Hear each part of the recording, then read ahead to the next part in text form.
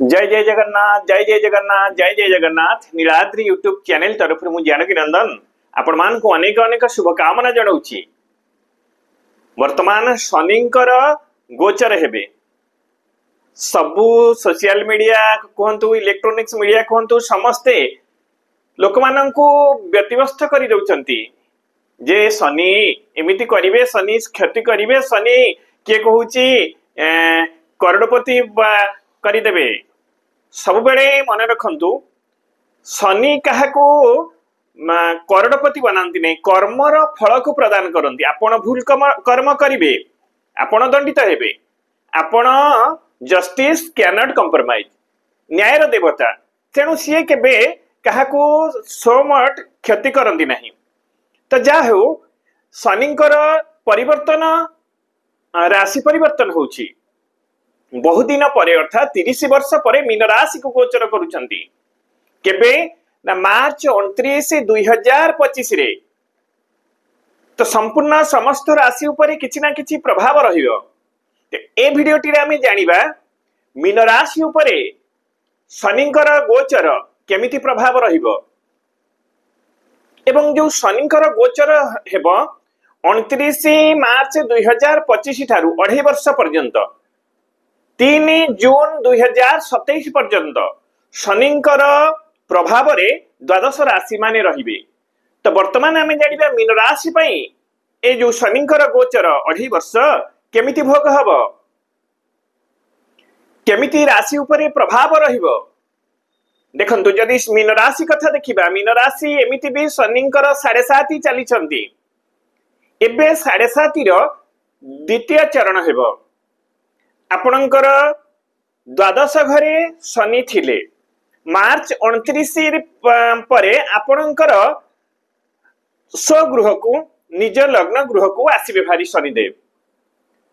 तेणु द्वितीय चरण आपणकर शनिंकर जमती 7.5 रे 3टी चरण थे। प्रथम चरण मस्तक रे 2.5 वर्ष, द्वितीय चरण हृदय रे 2.5 वर्ष, तृतीय चरण पाद रे 2.5 वर्ष। तो आपण द्वितीय चरण भोग करिवे।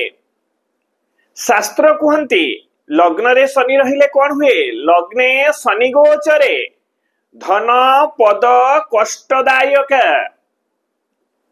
ए कथारु आपण तो बुझी पारुथिबे। तेणु ए 2.5 वर्ष बहुत जगी रखी आपण को चलिया पई पड़िबो।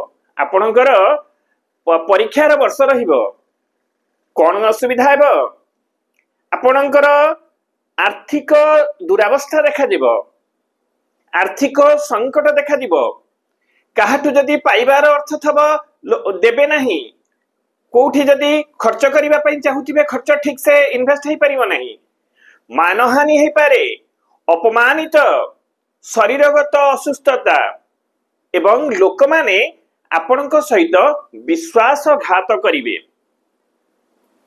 हृदय जनित रोग मध्य कारण शनिंकर द्वितीय चरण आपणकर हृदय रे रहउचंती हृदय जनित रोग सृष्टि हेबार सूचना प्राप्त हेउची। शनिंकर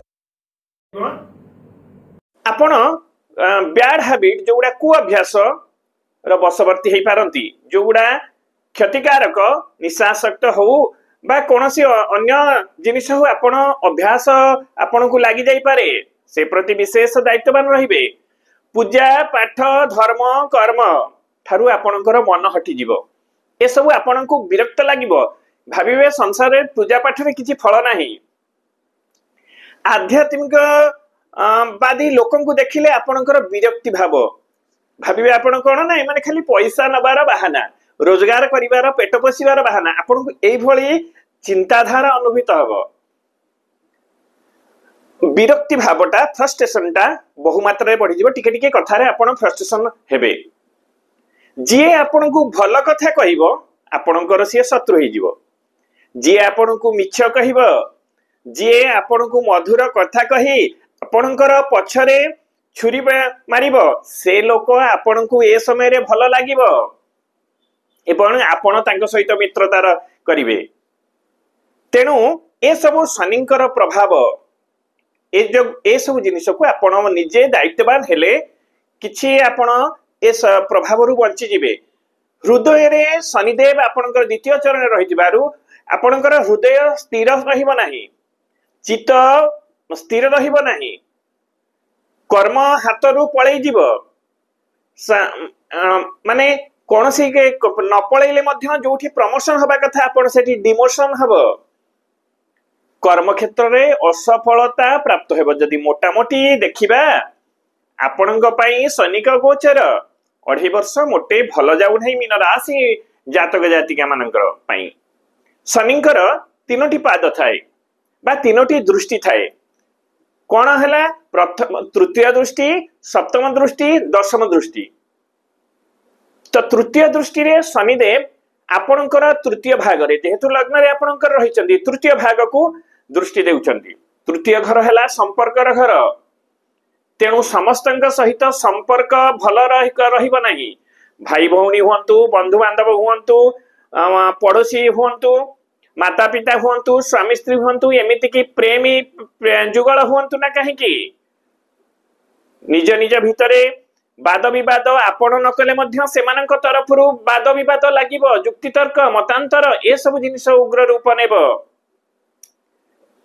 तेणु आपण जेते जगी रखी चलिबे अननेसेसरी कहा सहित जुक्ति तर्क वाद विवाद टाकु दूरेई रहिबे, नचेत संपर्क ए 2.5 वर्ष भितरे खराब हि जिबार बहुत सूचना प्राप्त होउची।